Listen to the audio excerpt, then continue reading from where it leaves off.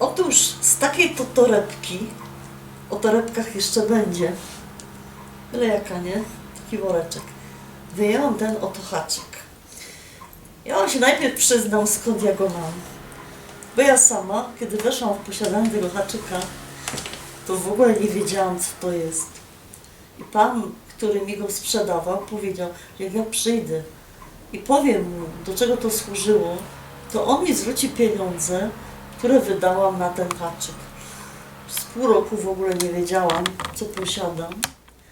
A okazało się potem w jakimś muzeum, nie no w jakimś, co będę mówiła, że w jakimś Muzeum Chleba, pan Mankiewicz też ma taki haczyk. Otóż Muzeum Chleba okazało się, że jest to haczyk, który miał dwojakie zastosowanie.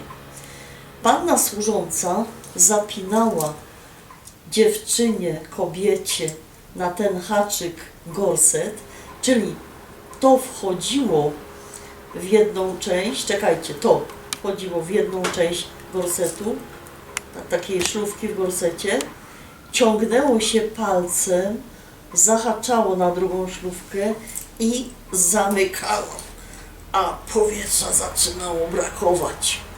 Natomiast ten sam haczyk służył do zapinania butów. I o to chodzi, żeby kogoś złapać na haczyk. Otóż ten właśnie pan, który został, no wirtualnie, został przeze mnie obdarzony wachlarzem, oddał mi wachlarz, ja mu dałam haczyk w stanie złożonym i on po skończonym balu wie, że ja będę potrzebowała pomocy przy zdejmowaniu bucików balowych, ale przy zakładaniu butów takich do chodzenia po ulicy.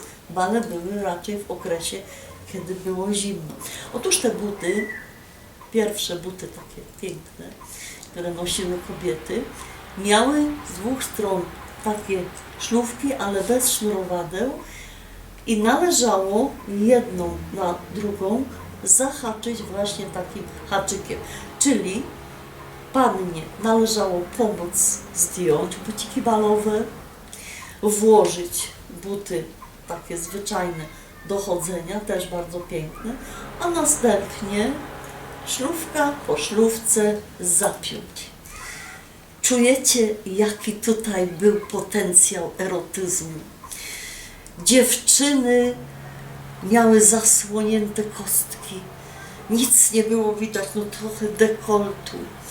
Włosy były pod kapeluszem schowane i nagle mój wybranek został obdarzony haczykiem i mógł w półmroku przedpokoju pogłaskać mnie po łydce.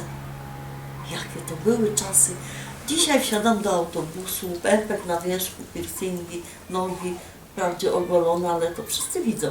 Więc ja wam powiem, że kto wie, to takie moje starcze pomysły, ale kto wie, czy brak tego haczyka, tej tajemnicy nie jest przyczyną tego, że my się stale musimy wysilać, żeby być bardziej atrakcyjne, a mężczyźni wolą tajemnicę. Także złapać kogoś na haczyk, chodziło o ten haczyk, nie o łebkę, nie o wędkę, tylko właśnie o to. No haczyk mam. Szkoda, że czas przeminął.